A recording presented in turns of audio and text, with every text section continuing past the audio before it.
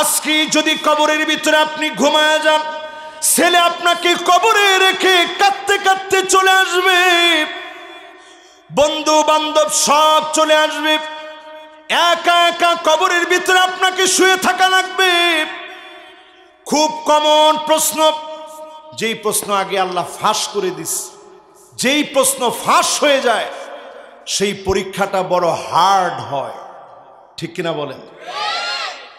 এবং পরীক্ষার্থীরা একবারে সবাই যেন পাইকারি দরে পাস না করে, এজন্য যারা খাতা দেখবে শিক্ষকদেরকে বলে দেওয়া হয় একটু ভালো করে দেখেন, নাম্বার একটু কমায় কমায় দিন, প্রশ্ন কিন্তু আগে আউট হয়ে গেছে, ঠিক কিনা বলেন? আর যেই প্রশ্নটা খুব কঠিন হয় শিক্ষকদেরকে ডেকে বলে, এই নাম্বার একটু সাইরা দিয়ে দিন, পরীক্ষা বড় কঠিন হয়েছে, প্রশ্ন পোলাপান সব লাগাতার ফেল করে ফেলবে, একটু হিসাব করে করে বেশি বেশি করে নাম্বার দিয়ে দিন, পাস মার্ক সবারই দিয়ে দিন, ঠিক কিনা বলেন? আল্লাহ কিন্তু প্রশ্ন ফাঁস করে দিলেন, তার মানে পরীক্ষা বড় কঠিন হবে, ফেরেশতা কাউকে চিনবে না, প্রশ্নগুলো যখন করবে আল্লাহ আল্লাহ আল্লাহ, ওই প্রশ্ন এমন কঠিন হয়ে যাবে জবান বন্ধ হয়ে যাবে। প্রশ্ন করার পরে যখন জবান দিয়ে কোনো জবাব আসবে না, ফায়াদরিবুহু দরবাতাম বিল হাদিদ,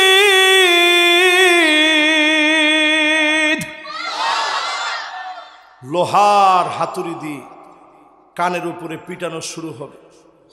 ফায়াসিহু সাইহাতান, ব্যক্তি এত জোরে চিৎকার মারবে, এত জোরে চিল্লাবে।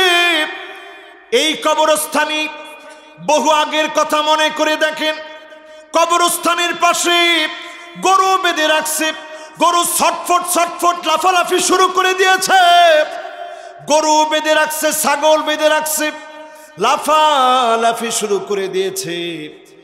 যদি কবরের ভিতরে আযাব হয়, বোবা জন্তুটা বুঝতে পারে। ইল্লা সাকালাইন, দুইটা সৃষ্টি বুঝে না, একটা হলো মানুষ আর আরেকটা হলো জিন। আল্লাহ মানুষ বানায় আমারে পাঠাইছে, আল্লাহর হাবিব বলেন একদিনের কবরের আযাব যদি তোমারে দেখানো যেত, আল্লাহ তাদাফানু,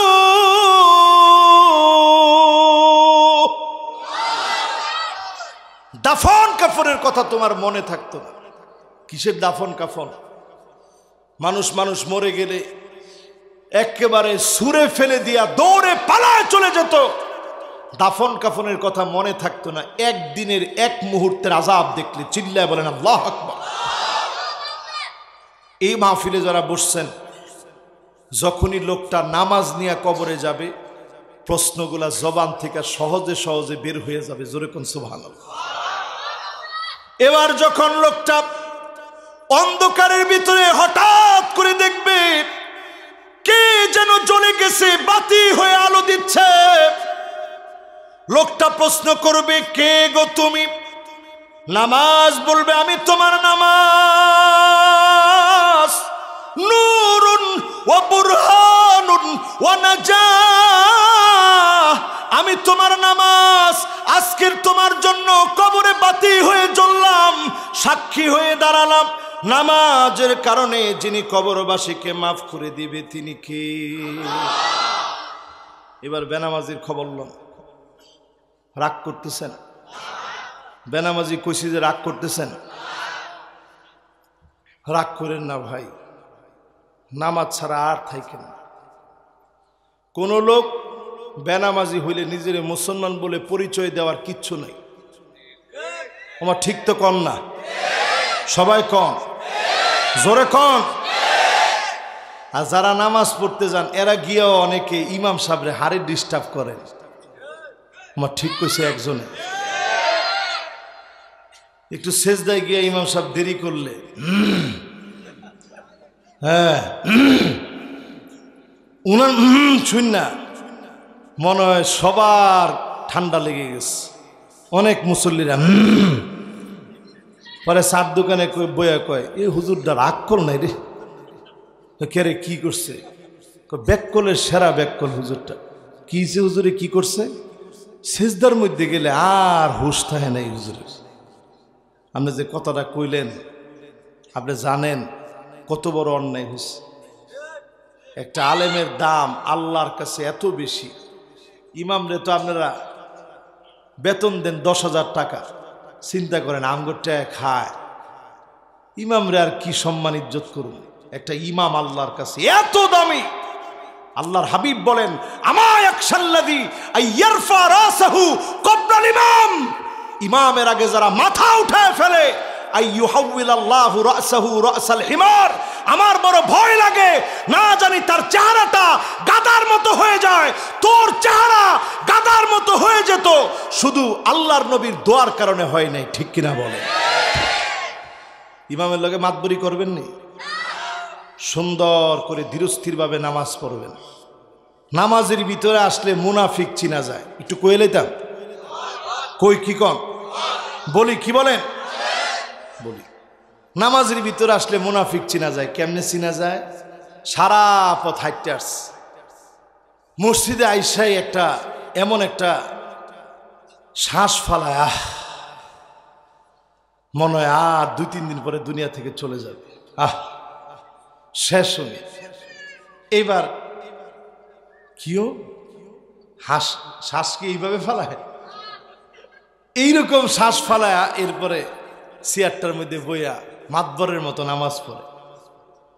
এরকম আসেনি?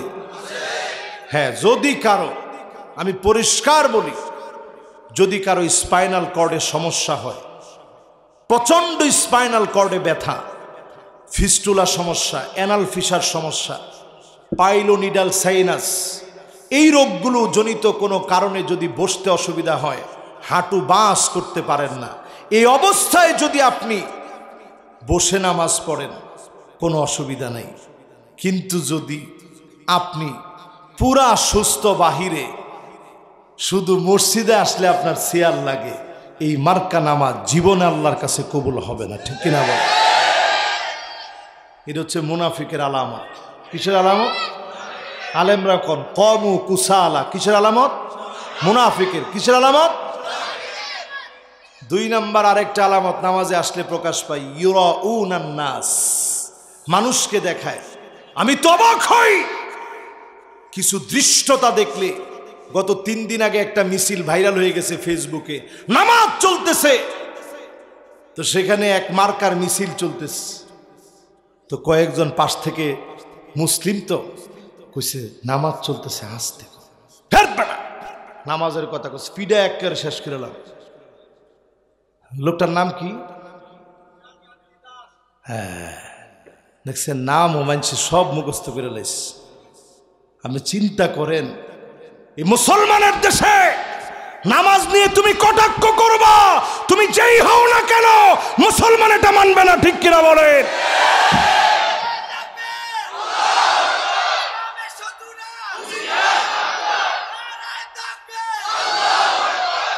মনে করছি কিছু একটা হয়ে গেছি আমি।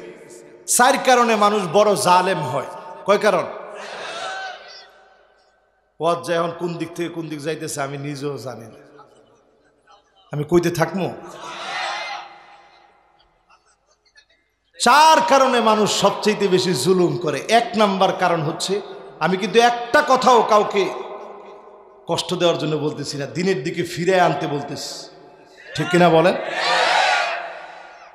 প্রথম মানুষ জালেম হয় মান ইতামাদা আলা মালিহি কল্লা, যখনই হাতের মধ্যে একটু পয়সা আসে তখন মানুষ আর মানুষে মানুষ মনে করে না। ঠিক কিনা বলে?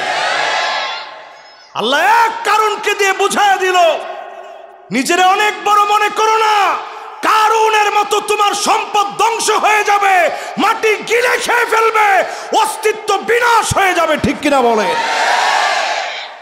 2 নম্বর মানুষ জুলুম করে আরেকটা জায়গায়, ওমান ইতামাদা আলান নাসি মাল্লাহ, চারপাশে যখন কিছু লোক স্লোগান দেয়, আমার নেতার চরিত্র, নেতা তোমার ভয় নাই, এইরকম যখন স্লোগানটা দেয় তখন হে মনে করে বাপরে বাপ আমি কিছু একটা হয়ে গেছি। ওমান ইআতামাদা আলান নাসি মাল্লাহ, কোন আলেম যদি কোন যে না হুজুর ভুল হইছে, এটা যেই লোক মানুষের উপরে নির্ভর করে জুলুম করে, আল্লাহ নমরুদকে দিয়ে বুঝায় দিলেন তোমার লোকবল কোনো কাজে আসবে না। আল্লাহ পাক নাস্তানাবুদ করে চিহ্নকে নিশ্চিহ্ন করে দিতে পারেন, ঠিক কিনা বলে? ওয়ামান ইআতামাদা আলা আকলিহি দাল্লাহ, কেউ যদি মনে করে অনেক জ্ঞানী হয়ে গেছি, হুমায়ুন আজাদ মার্কা, এইরকম হুমায়ুন আজাদ, তাসলিমা নাসরিন, এই মার্কা যদি কেউ মনে করে, যারা নবীর বিরুদ্ধে ব্লগ লিখেছিল, তোমরা যদি মনে করো অনেক আকলওয়ালা হয়েছ, হুমায়ুন আজাদ থেকে দৃষ্টান্ত নাও। মদের বোতলে পড়তে পড়তে নিকৃষ্ট মদের বারের ভিতরে তোদের মৃত্যু হবে, ঠিক কিনা বলে? এজন্য যারা আমার শিক্ষাঙ্গন থেকে হে প্রভু আমার জ্ঞান বাড়িয়ে দাও, এই কথাও অনেকের ভিতরে জ্বালা ধরে। এটা কোনো হিন্দুর মনে জ্বালা ধরে না, খ্রিস্টানের মনে জ্বালা ধরে না, বৌদ্ধের মনে জ্বালা ধরে না, গুটি কয়েক নাস্তিক আর মুরতাদের মনে জ্বালা ধরে, ঠিক কিনা বলে? এই মাহফিল থেকে একটু বুঝেন তো, এই যে এই রকম যেই পরিস্থিতিগুলো আমরা দেখতেছি, মনে করছেন অনেক আকলওয়ালা হয়েছেন। এক কবি ছিল, এই জমিন থেকে তার নাম নিশ্চিহ্ন হয়ে গেছে, নাম ছিল শামসুর রহমান। নাম শুনেন না আপনারা? এই প্রজন্মের পোলাবান শুনে নাই, শুনছ? ধর্মে কি শুনছ? আসলে শুনে নেই। আর 10 বছর পরে যাইবেন, এগুলা নিশ্চিহ্ন হয়ে যাবে। আর আমি যদি প্রশ্ন করি, শেখুল হাদিস আল্লামা আজিজুল হক রহমতুল্লাহ আলাইহির নাম তোমরা শুনছ? আরো আগে যদি চলে যায়, ইমাম বুখারী আলাইহির রাহমা, ওনার নাম শুনছেন? আপনার বাড়ির পাশের মানুষ, সেই কোথায় উজবেকিস্তান, ডাবল ল্যান্ডমার্ক ভূমি, পানি নাই, কিছু নাই, একটা সির দরিয়া আর একটা আমু দরিয়া, দুইটা নদী আছে। আমি নিজে ওই দেশে ভ্রমণ করছি, তন্ন তন্ন করে পাই টু পাই ঘুরছি।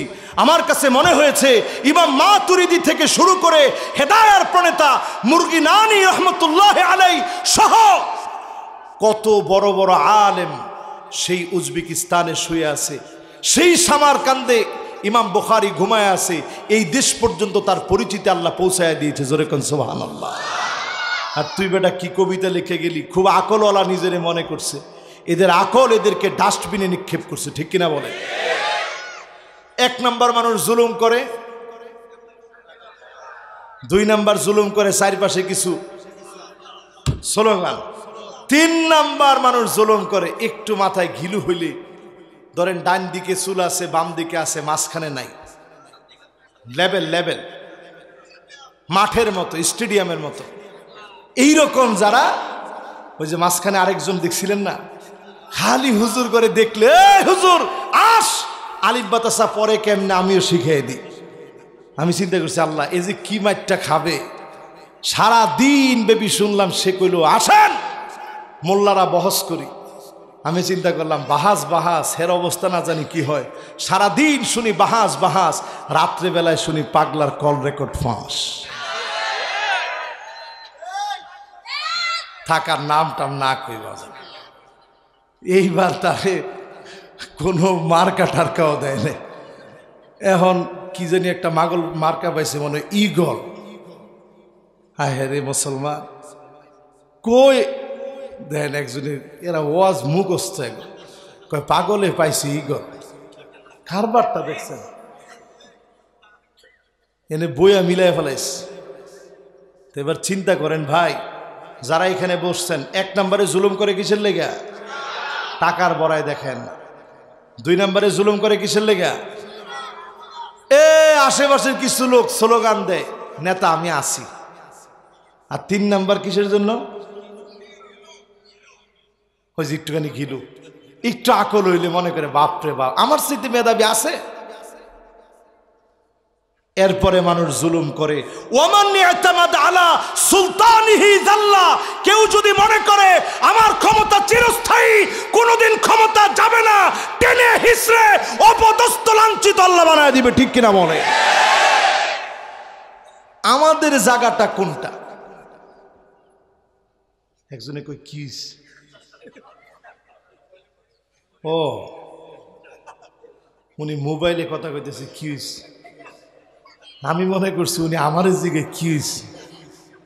আমি কি পুরাটাই তো হওয়ার উপরে আছে। আপনারা কি কন? লিল্লাহে তাকবীর, লিল্লাহে তাকবীর। এই মাঠে আমি অনেক বছর আসছি, এখন আর এই মাঠে না আসলে আমার কোনো আফসোস নাই। এই জন্য আজকে আমি দিনদারি একটু আপনাদেরকে বুঝাই দিয়ে যাই, নবীর উম্মত হন, নাইলে কোনো জায়গা নেই।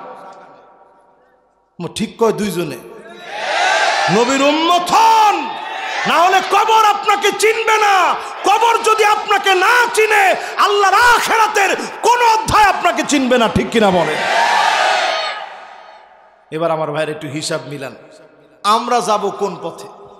ওয়ামান ইয়াতামাদা আলাল্লাহি, যেই লোকটা আল্লাহকে বন্ধু বানায় নিবে, ফালা কল্লাব ওয়ালা মাল্লা ওয়ালা দল্লা ওয়ালা যাল্লা, ওই লোকটার কোনো ভয় নাই, ওই লোকটার কোনো ক্ষয় নাই, ওই লোকটা কোনোদিন অপদস্থ হবে না, লাঞ্ছিত হবে না।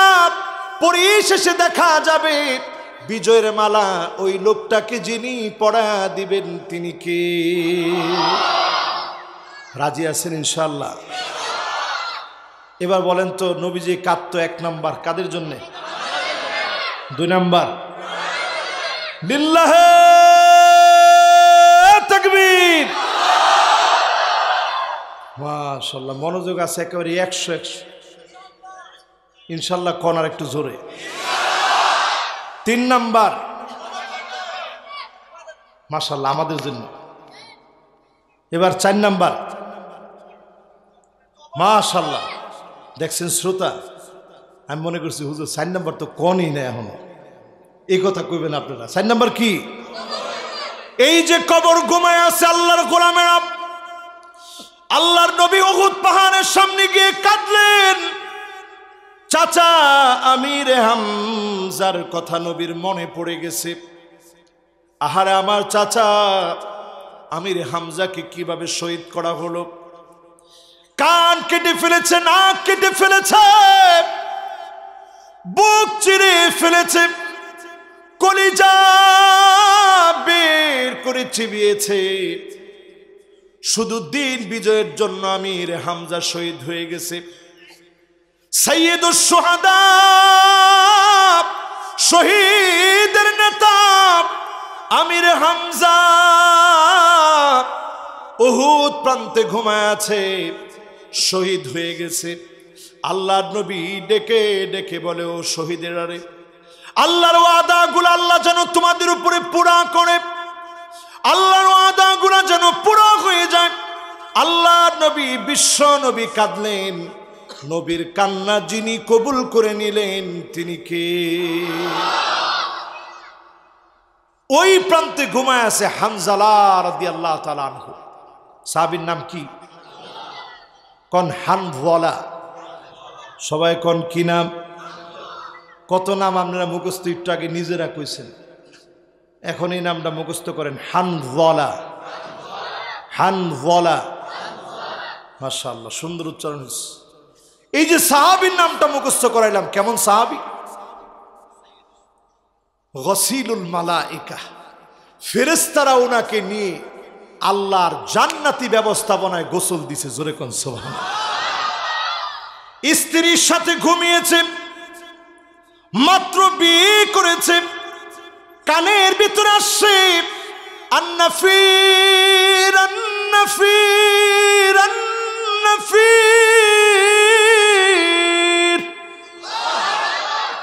এটা জিহাদের ডাক। যেই কানের ভিতরে আওয়াজটা ঢুকছে, সাহাবী লাফ মেরে উঠে গেছে জিহাদের প্রান্তে যাওয়ার জন্য। নিজের জীবন বাজি রেখে আল্লাহর নবী কষ্ট করবে, রক্ত ঝরাবে, আমি হানজালা পুষ্প কাননে বিছানায় শুয়ে আনন্দ করব, তা হতে পারে না। জোরে কোন আল্লাহু আকবার। এ আমার ইসলাম, এ আমার বিপ্লবী ইসলাম। হানজালা লাফ মেরে উঠে গেছে। স্ত্রী ডাকে, প্রাণের স্বামী একবার দাঁড়ান না, চেহারাটা দেখে রাখি। কোটি কোটি মানুষের ভিতরে আপনারা যেন খুঁজে পাই, একবারের জন্য দাঁড়ালেন না, স্ত্রীকে দেখার জন্য দাঁড়ালেন না।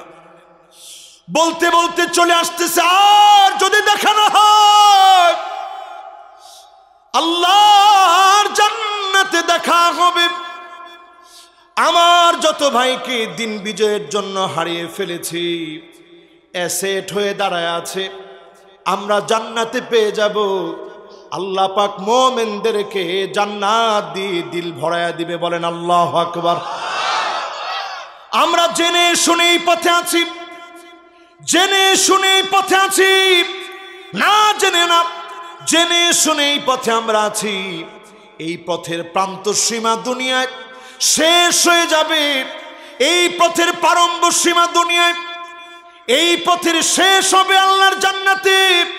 যতদিন মুমিন দুনিয়ার জীবনে আছে, জেলখানায় যাক কিংবা না যাক, দুনিয়ার জীবনটাই জেলখানা। চক্ষু যেদিন বন্ধ হয়ে যাবে, মুমিনের জান্নাত যিনি দান করে জেলখানা থেকে মুক্তি দিবেন তিনি কে? ও আমার ভাইরা, ও আমার বন্ধুরা, নবী কবরের সামনে গিয়ে কাঁদছেন। নিজের আম্মা জানের কবরের সামনে গিয়ে আল্লাহ নবী ফুপিয়ে ফুপিয়ে কাঁদলেন। আল্লাহ নবী, বিশ্ব নবী আমার আপনার জন্য কতটুকু কেঁদেছেন চিন্তা করেন। কয়টা কান্নার কথা শুনাইলাম? 1 নাম্বার, 2 নাম্বার, 3 নাম্বার, 4 নাম্বার। এবার কয় নাম্বার শুনবেন? মাশাআল্লাহ, মনোযোগ আছে। এইটা একটু মাহফিল সুন্দর লাগে যদি একটু আপনারা মনোযোগটা নিয়ে শুনেন, বাড়ি পর্যন্ত কিছু নিয়ে যাইতে পারেন। আওয়াজের মধ্যে ফার্স্ট ক্লাস শুনলেন, দাদাই কইছে বানতে দান, আরে বানতে আসি ও দাদা, লাভ নেই। লাভ আছে? জোরে কোন লাভ আছে? লাভ নেই। আজকে মাহফিলটাকে আমরা অনেক সময় এমন বানিয়ে ফেলছি, কে কাকে ঘায়েল করতে পারে, কে কাকে কোন কথা দিয়ে ছোট করতে পারে। এক আলেম, তিনি যেই সমস্ত আলেম, যেই সমস্ত ব্যক্তি ইসরায়েলের পক্ষ নিয়েছে, ইহুদিদের পক্ষ নিয়েছে, তাদেরকে লক্ষ্য করে বলছে, তোমার ওই মানহাজের মুখে, ওই মানহাজের ভিতরে থুতু নিক্ষেপ করি। এটা একজন মুমিনের আর্তনাদ, ঠিক কিনা বলেন? আরেক জাহেলের কাছে প্রশ্ন করছে যে এইরকম বক্তা, নাম এরকম, তাকে যখন বলা হয়েছে সে বলছে যে এইরকম মানহাজের মধ্যে থুতু নিক্ষেপ করি। সেই বক্তা কত আহমক, কত বেকুব, সে নিজে বলতেছে ওই হুজুরে ধরে আনো, তার মুখের ভিতরে পেশাব করে দাও। নাউজুবিল্লাহ বলবেন না? তোমরা কি বলো? মা ইয়ালফিযু মিন কাউলিন ইল্লা লাদাইহি রাকিবুন আতীদ। একটা কথাও তোমরা বলো না যেই কথা আমার মালিক শুনে না, ঠিক কিনা বলেন? কি ওয়াজ করেন আপনারা? ওয়াজের মাঠের ভিতরে বসে এরকম হারাম কথা আপনার জবান দিয়া বের হয় কেমনে? এত লাগামহীন বক্তব্য কেমনে দেন? আজ যখন আমরা দেখতে পাচ্ছি ফিলিস্তিন ইস্যু নিয়ে এদেশের সব আলেমরা একমত, সবাই যখন একে একাকার হয়ে যাচ্ছে, সারা দুনিয়ার ভিতরে একটা ঐক্যের আভা পাওয়া যাচ্ছে, সেই মুহূর্তে কিছু কিছু শায়েখ, কিছু কিছু কি, কিছু কিছু কি শায়েখ, এই সমস্ত শায়েখ বিভিন্ন লকবদারি নামদারি সালাউদ্দিন আইয়ুবীর আকীদা নিয়ে কথা বলে। তুমি চেনো সালাউদ্দিন আইয়ুবী কে? সালাউদ্দিন আইয়ুবী তো সেই রণতুর্যবাদক, আল্লাহর দ্বীনের এক মর্দে মুজাহিদ, যেই ক্রুসেডাররা মারতে মারতে একজন মুয়াজ্জিন রাখে নাই, ঈমান রাখে নাই, সেই বাইতুল মুকাদ্দাসকে ক্রুসেডারদের হাত থেকে ফিরে এনেছে সালাউদ্দিন আইয়ুবী। জোরে কোন আল্লাহু আকবার।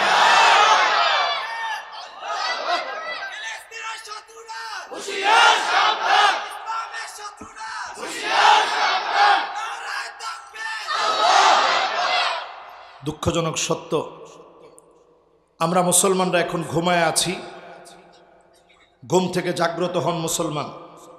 এখনকার যেই কথা আপনাদেরকে বলবো একটু খেয়াল করে শোনেন। আমার সময় ফুরিয়ে যাচ্ছে, আর বেশিক্ষণ সময় আপনাদেরকে কষ্ট দিব না। এখন আর একটা লোকও ওয়াজ শুনবে না নাকি? শুনবেন?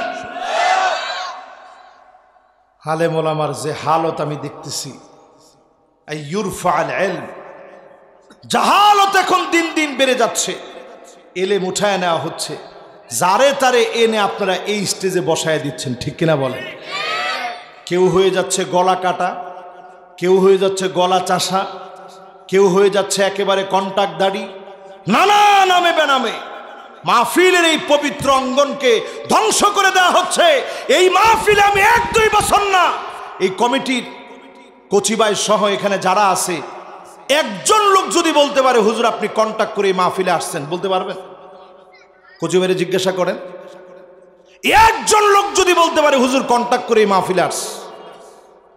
কোনো দিন এই মাহফিলে আমি কন্টাক্ট করে আসিনি। কন্টাক্টদারি বক্তা একবার আসে, দ্বিতীয়বার কন্টাক্টদারি বক্তা আসতে পারে না।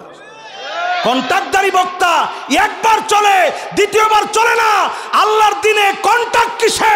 জীবন বিড়া দাও আল্লাহর রাহে, ঠিক কিনা বলেন? কন্টাক্ট করা লাগবে কেন? কন্টাক্ট কিসের দরকার? আপনি আল্লাহর দ্বীনের কথা বলবেন, একদিন আল্লাহ যা দিবে অন্য দিন হয়তো তার চাইতে কম হতে পারে, কিন্তু মোটেও কম না। এটার সুদে আসলে আল্লাহ আখিরাতে মিটায় দিবে, ঠিক কিনা বলে? এজন্য আমার ভাইয়েরা, আলেমরা এই ময়দানে বসে কথা বলে, সমালোচনার ঝড় আলেমদের মুখে এখন এত বেড়ে গেছে। আল্লাহ যেন এই ফিতনা থেকে আমাদেরকে হেফাজত করে, পড়ে না আমিন। ছোট্ট একটা গল্প শোনাই, আমার মনে হয় অনেক বছর আগে শুনাইছিলাম, ভুলে গেছেন, আজকে আবার একটু শোনাই। এক বনের ভিতরে গরু ছিল 3টা, বলদ আর কি, বলদ, বলদ আছে না? বলদ ছিল 3টা, একটা সাদা, একটা লাল, একটা কালা। তো বাঘ ছিল একটা। বাঘ প্রথমে এসে 2 বলদের সঙ্গে সলা পরামর্শ করলো, তোর কালারটা কি সুন্দর, কালা কালা, তোর কালার কি সুন্দর, তোর কালারটা লাল কালা, কি চমৎকার কালার তোর। সাদা এটা কোনো কালার হলো? এক কাজ কর, তোরা 2 জনে মিলে সাদাটারে মেরে খেয়ে ফেল। তো বলদ জবাব দিল বলদের মতো, যে আমরা কেমনে মেরে খাই, একসাথে চলি একসাথে ফিরি, আমরা মেরে খেতে পারবো না, জাহাপনা আপনি মেরে খেয়ে ফেলেন। বাঘ প্রথম দিন সাদাটারে কেল্লা ফতে খেয়ে ফেলল। পরের দিন আর সলা পরামর্শের জন্য কাউরে ডাকলো না। বাঘ তো বুঝে ফেলছে এগুলা মুনাফিক, এগুলারে ডাকাডাকির দরকার নেই, একটা একটা করে খতম করি। পরের দিন আস্তে করে এসে অ্যাটাক করলো কালাটারে, তোর এই বনের ভিতরে বাঁচার কোনো অধিকার নেই, দেখতে খুব অসুন্দর, তুই কালা।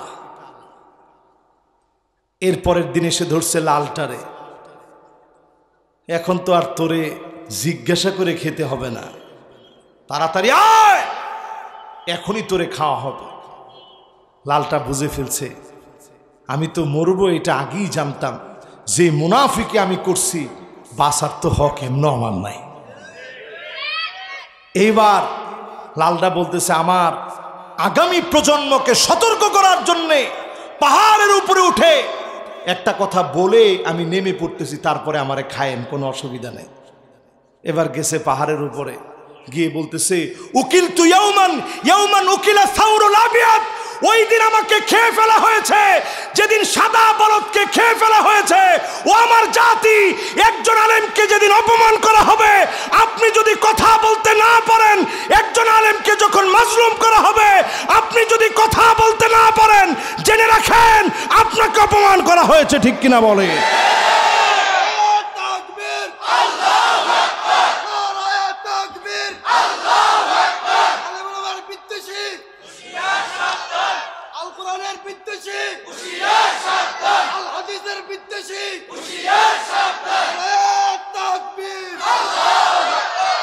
মাশাআল্লাহ। রসুল কাঁদছেন 1 number, 2 number, 3 number, 4 number, 5 number বলি নেই। এবার 5 নাম্বারটা শুনেন, এরপরে বাড়ি যাওয়ার চিন্তা করেন। ওয়াজ কিন্তু অলরেডি 2 ঘন্টা হয়ে গেছে। আটটু চলতো? ঠিক আছে, নামাজ পড়বেন? লিল্লাহে তাকবীর। আমি এমনও ঘড়ি দেখে ওয়াজ করি না, এটি পছন্দ করি না। ওয়াজ শুরু হইলে যদি ভালো লাগে ওয়াজ করতেই মনে চায়।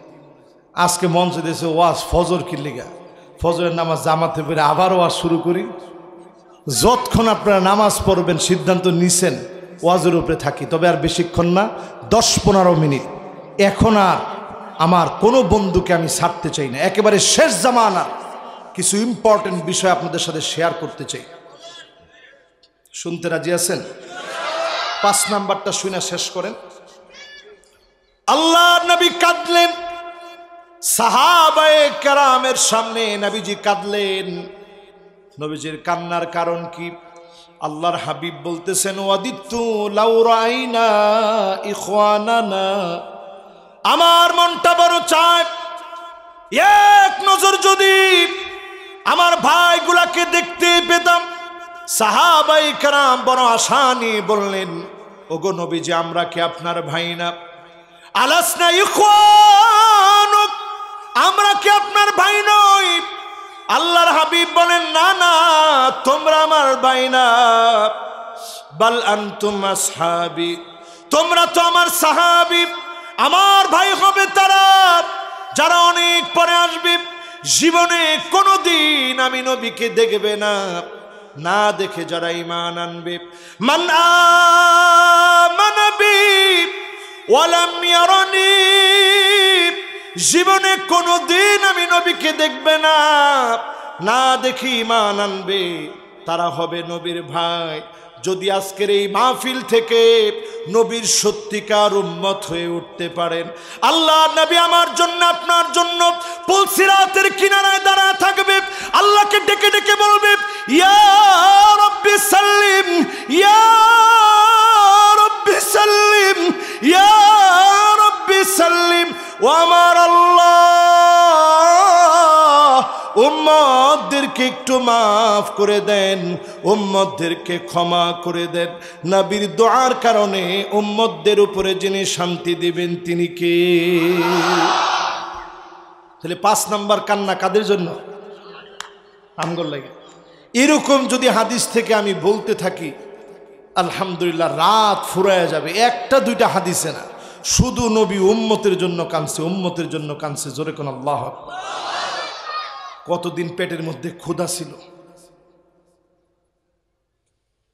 কিছু খাইতে পারে। দুনিয়ার শ্রেষ্ঠ মানুষ, যার নজির, যার তুলনা কিঞ্চিত পরিমাণ পৃথিবীর কোন মানুষের সাথে হয় না, সেই নবী ফজরের নামাজ পড়তে আল্লাহরে ডাকতে চলে গেছে। নামাজ থেকে ফিরে আসছে ক্ষুধা পেট নিয়ে, আম্মা জানদেরকে গিয়ে বলছে কিছু কি আছে? আম্মা জানেরা বলেছে, ওগো নবী, ঘরের ভিতরে কিছুই নাই। নবী ক্ষুধা পেটে একবারের জন্য মালিকরে কোনো অভিযোগ জানায় নাই। আমার নবী বিশ্ব নবী, নবী কুলের সম্রাট, সাইয়্যিদুল মুরসালিন, খাতামুন নবীন, নবীদের নবী, আমার নবী ক্ষুধা পেটে রোজা রেখে ফেলছে, সেহরি করে নাই, সেহরি খায় নাই। আগের দিনে বেজোর সংখ্যক খেজুর খেয়েছে। এখন তো বেশি দূরে যাওয়া লাগে না, এই কোরিয়াতে মাহফিলের ভিতরে খুঁজলেই খেজুর পেয়ে যাবেন। 3টা খেজুর খেয়ে দেখেন কতক্ষণ আপনি থাকতে পারেন। আমার নবী 3টা খেজুর খেয়ে সারাদিন রোজা রেখে ফেললেন। দিনের জন্য সব বিলায় দিলেন। আপনার মনে হবে নবীর কিছু ছিল না এজন্য নবী খেতে পারেন। নবীর কিছু ছিল না এমন না। নবী যদি একবার বলতো, ও আমার আল্লাহ, খানার কষ্ট কেন আমি পাচ্ছি, এই উহুদ পাহাড়টা আমার জন্য স্বর্ণ বানায় দেন, মুখে বলা লাগতো না। লাউ আরাদতু, যদি মনের ভিতরে শুধু আসতো, লা সারাল উহুদু যাহাবা, গোটা 6.5 কিলোমিটার উহুদ পাহাড়টা একটা সেকেন্ডের ভিতরে যিনি স্বর্ণ বানায়া নবীজিকে মালিক বানায় দিতেন, তিনি কে? নবীটা আল্লাহর কাছে চায় না, এগুলা নবী চায় না, চাইছে আল্লাহ উম্মতরে মাফ করে দিন। এই জন্য যে আয়াতে কারিমা আমি তেলাওয়াত করেছি, فكيف إذا جئنا من كل أمة بشهيد وجئنا بك على هؤلاء شهيدا। রসুল এই আয়াত পড়লেই কাঁদতেন, পড়লেই কাঁদতেন, পড়লেই কাঁদতেন। কাদের জন্য কাঁদতেন? ও আমার ভাইরা, আজকে থেকে একটু নবীর উম্মত হন। মোজগুলা ছোট রাখেন, দাড়ি ছেড়ে দেন নিচের দিকে। পারবেন না ভাই? পোশাকের ভিতরে পরিবর্তন আনেন, আখলাকের ভিতরে পরিবর্তন আনেন। ঘরে ঢুকে আগে আপনি সালাম দেন, বিসমিল্লাহ বলে ঘরের ভিতরে প্রবেশ করেন। আপনি আপনার জীবনের প্রত্যেকটা ক্ষেত্রে অল্প আমল করেন, নবীর শিখানো আমল করেন, নবীর পথে আপনি চলেন, সুন্নতের পথে আপনি চলেন। আপনি সুন্নত জিন্দা করবেন। যিনি আপনাকে নবীর সামনে সম্মানিত বানায় দিবেন, তিনি কে? এবার আমার ভাইয়েরা, 5টা আমলের কথা বলি। কয়টা? এই 5 বলছি, আর 5 বলবো। এই 5 বলতে সর্বোচ্চ সময় নিব আপনাদের কাছ থেকে। ধরেন এখন 9 বাজে, তো সর্বোচ্চ সময় নিব 6 মিনিট। কয় মিনিট? সবাই কোন কয় মিনিট? তাহলে ধরেন 16-র ভিতরে আমরা এটা শেষ করবো ইনশাল্লাহ। কোন 1 নাম্বার আমল হলো নবীর সঙ্গে থাকার জন্য। কোন জায়গায়? দুনিয়াত না, জান্নাতে। জোরে কোন আল্লাহু আকবার। নবীর সঙ্গে থাকবেন, চাননি? কোন মুসলমানের বাচ্চা এটা না চাইতে পারে? চান? সবাই কোন চান? কে কে চান? হাতগুলা দেখান। লিল্লাহে তাকবীর, লিল্লাহে তাকবীর, মাশাআল্লাহ। এবার হাত নামান। চান? মাশাআল্লাহ, চান। এবার আবার একটু হাতটা উঠান। লিল্লাহে তাকবীর, লিল্লাহে তাকবীর। আমার নেতা, তোমার নেতা বিশ্বনবী মুস্তাফা, নারায়ে তাকবীর, নারায়ে তাকবীর। বিপ্লব কয় না? বাস, এবার হাত নামা। ইসলামী বিপ্লব সামনের দিনে আসতেছে। কেমনে আসতেছে একটু আপনাদেরকে শোনাবো। 5টা খালি ছোট ছোট আমল কইয়া এরপরে শোনাবো ইনশাল্লাহ। সবার মনোযোগ আছে? রায় তো অনেক হয়ে গেছে, মনোযোগ আছে? মাশাআল্লাহ। শুনেন আমার ভাইরা, 1 নাম্বার আমল, ছোট সহজ, একদম সহজ আমল। মোবাইল 6 ঘন্টা টিপেন, 6 ঘন্টা লাগবে না।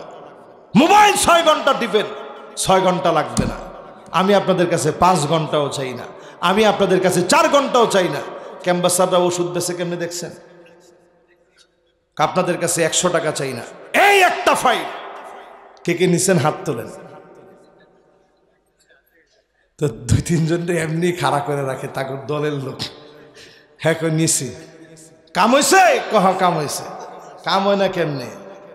এটার ভিতরে চাণক্য মাণিক্যগণ বাণিজ্য লবণমন বেনুবিনা কঙ্কন কণিকা কল্যাণ সুনীতিমণি স্থনগণ পূর্ণবিনী ফণি অনুবিপরী কণিকা আপন লাবণ্যবাণী চিক্কন নিক্কন তিন কফিনী বনুগুণ গগন পিনাক পণ্যবান ছু। এত কিছু পরে ফু দিলাম, কাম না কন নাউজুবিল্লাহ। এটি সব বাইরটা খাওয়াইলো, লাভ নাই। লাভ আছে?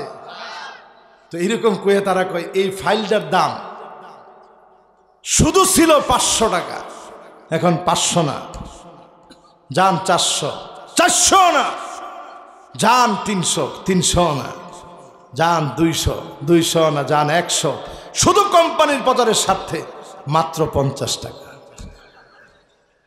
এই জন্য আপনি করে কই 6 ঘন্টা মোবাইল চালান, এরকম 6 ঘন্টা লাগবে না, 5 ঘন্টাও লাগবে না, 4 ঘন্টাও লাগবে না, 3 ঘন্টাও লাগবে না, 2 ঘন্টাও লাগবে না, 1 ঘন্টাও লাগবে না।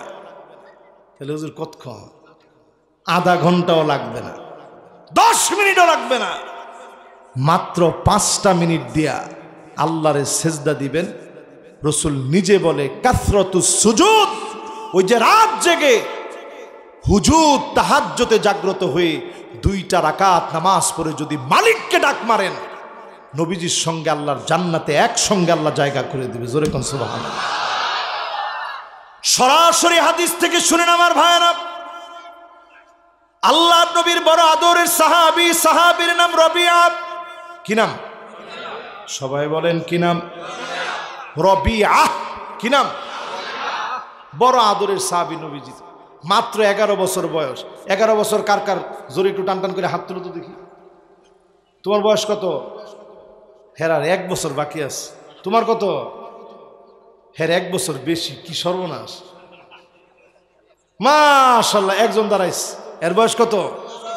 এইরকম 11 বছরের সাহাবীর নাম রবিআ। আরেকজন হাত তুলছে, মাশাআল্লাহ, 2 জন। আরেকজন হাত তুলছে, লিল্লাহে তাকবীর। ও আরেকজন হাত তুলছে, মাশাআল্লাহ মাশাআল্লাহ।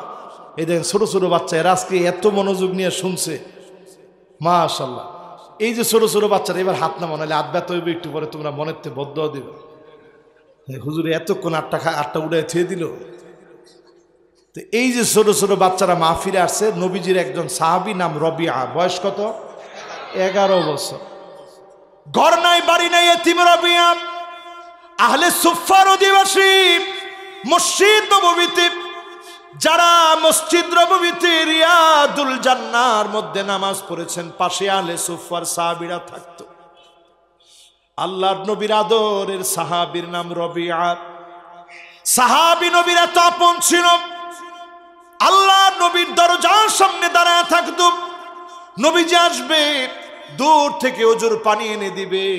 4 কিলোমিটার দূর থেকে পানি এনে দিত, 3 কিলোমিটার দূর থেকে পানি এনে দিত। মাত্র 11 বছরের সাহাবী। আল্লাহর নবী একদিন এত মহব্বত লেগে গেছে, ও রবিআ, তোমার তো ঘর বাড়ি কিছুই নাই, আমার কাছে আজকে কিছু একটা চাও, আমি নবী তোমারে কিছু একটা দিব। রবিআ বলে, নবী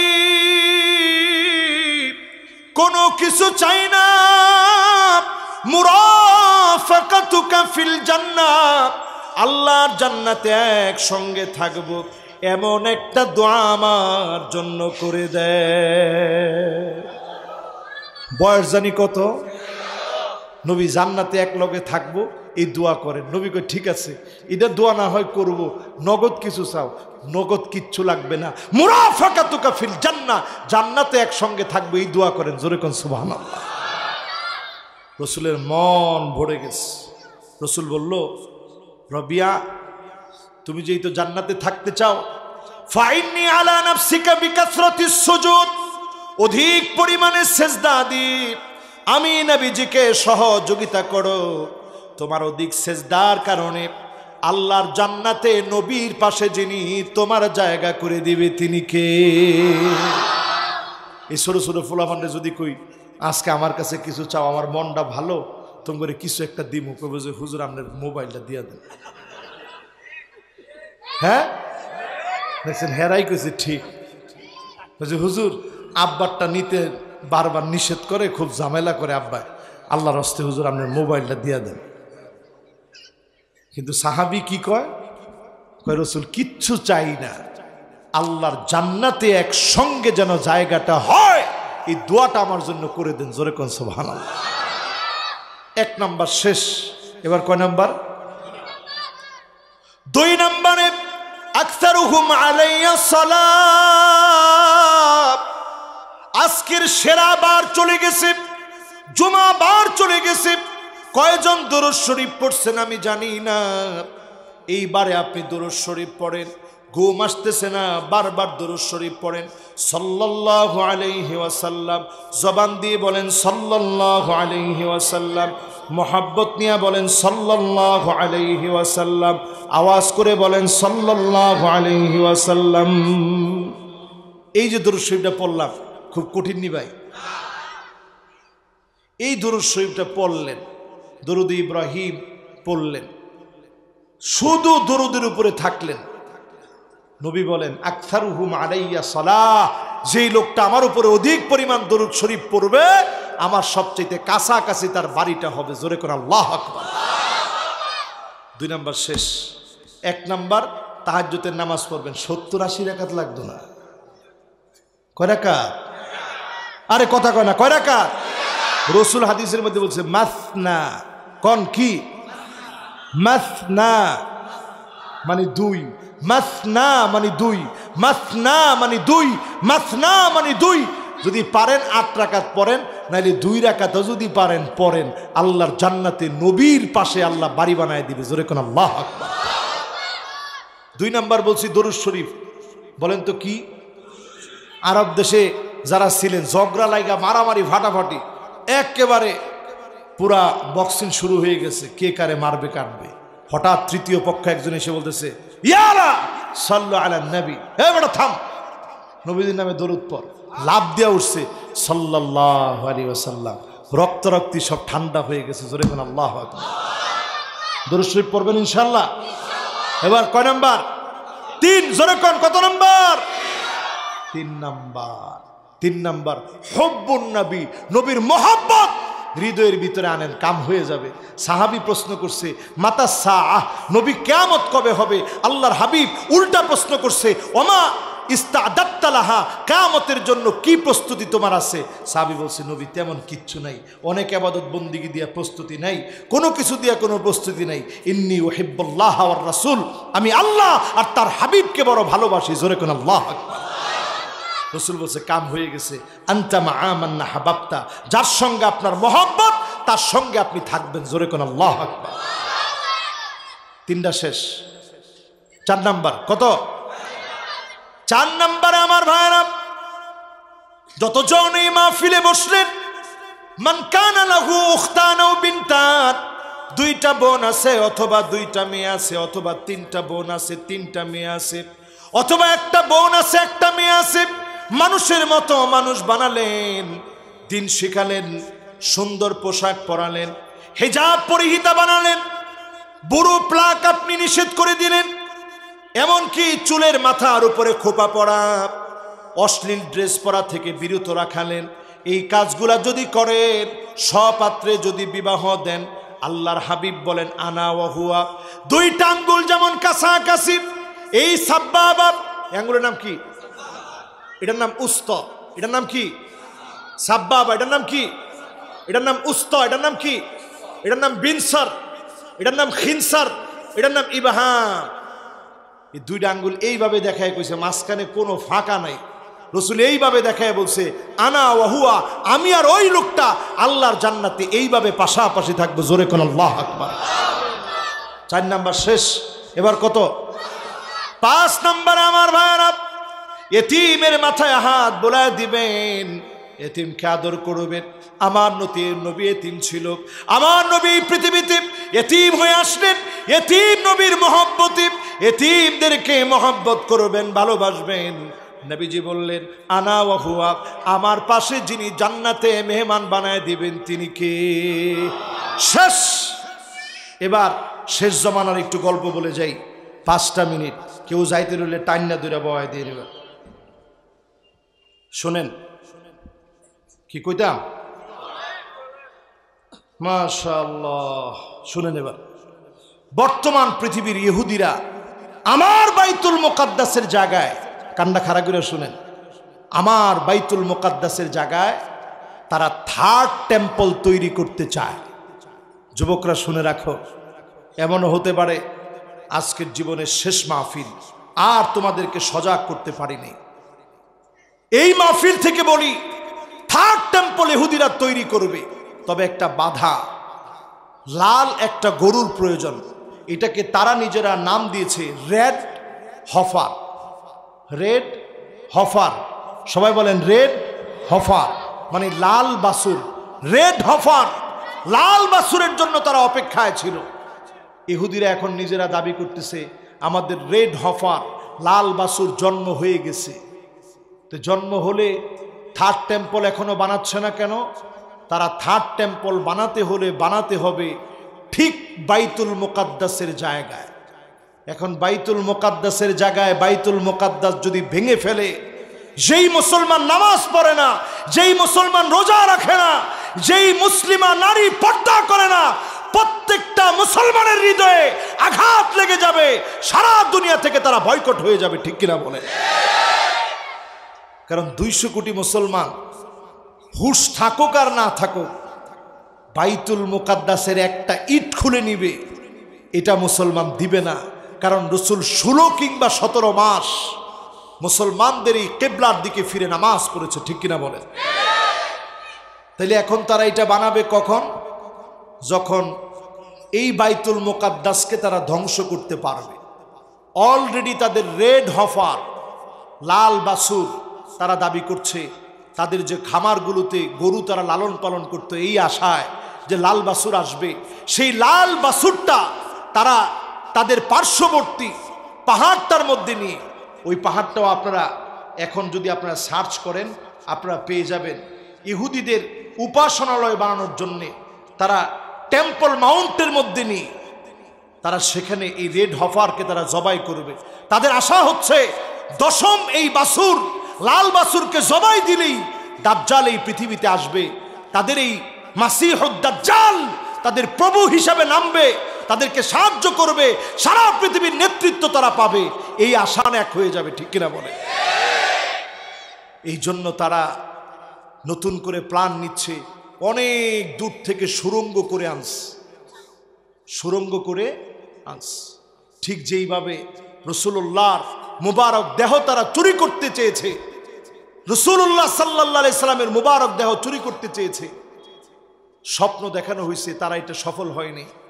বাইতুল মুকাদ্দাস এইভাবে সুড়ঙ্গ করে আনতেছে যাতে করে এটার নিচ দিয়ে খুঁটিগুলা দুর্বল করে ফেলা যায়। এইভাবেও তারা চিন্তা করতেছে মুসলমান টের পেয়ে গেলে ঝামেলা হবে। এখন তারা চাচ্ছে টেকটনিক প্লেট কাঁপায় দিয়ে, কৃত্রিম একটা ভূমিকম্প তৈরি করে দিয়ে মুসলমানের বাইতুল মুকাদ্দাসের জায়গায় 3rd টেম্পল তৈরি করবে, যাতে করে তাদের মাসিহুদ দাজ্জাল আসতে পারে। আমার প্রশ্ন হচ্ছে, ইমাম মাহদী আলাইহিস সালামের 6 বছর পরে দাজ্জাল আসবে, এখন থেকে তাদের চোখে ঘুম নাই? 76 বছর ধরে মুসলমানকে মারতেছে, ফিলিস্তিনের ভাইদেরকে মারতেছে, এক চুল ইমানের পথ থেকে তাদেরকে দূরে সরাইতে পারে নাই। ঠিক কিনা বলেন? ও ঘুমন্ত মুসলমান, তোমাকে জাগতেই হবে মুসলমান। তোমার জাগা ছাড়া এই পৃথিবী জাগবে কিভাবে? রাসূল বলছে লা তাকুমুস সাআ, এই পৃথিবীর ভিতরে ততক্ষণ কিয়ামত আসবে না হাত্তা তুকাতিলুল ইহুদ, এমন ভাবে কিয়ামত আসবে জায়গায় জায়গায় ইহুদিদেরকে মারা হবে। ফায়াকুলুল হাজার ওয়ারাই ইহুদি, পাথর পর্যন্ত বলবে আমার পিছনে ইহুদি লুকায় আছে, এই মুহূর্তে তার কল্লা উড়ায় দাও, জমিনের ভিতরে সে বাঁচতে পারবে না। ঠিক কিনা বলে? সময় আসতেছে মুসলমান, শুধু বলবে না একখান গাছ, এই গাছের নাম কারকাত। কি নাম? এইবার আমি জর্ডানের একটা জায়গায় গেলাম, যেই জায়গায় জর্ডানে দাঁড়ায় আছি, রাস্তাটা জর্ডানে, একদিকে লেবানন, একদিকে সিরিয়া, আর একদিকে ফিলিস্তিন। আমার মনে পড়ে গেছে সুবহানাল্লাহ, সময় আসতেছে এই বিশা টিসা হাবিজাবি সব সময় আসতেছে উঠে যাবে। এমন সময় আসবে সব মুসলমান, এই ফিলিস্তিন এটা হচ্ছে মাহশার, মানুষের একত্রিত হওয়ার স্থান।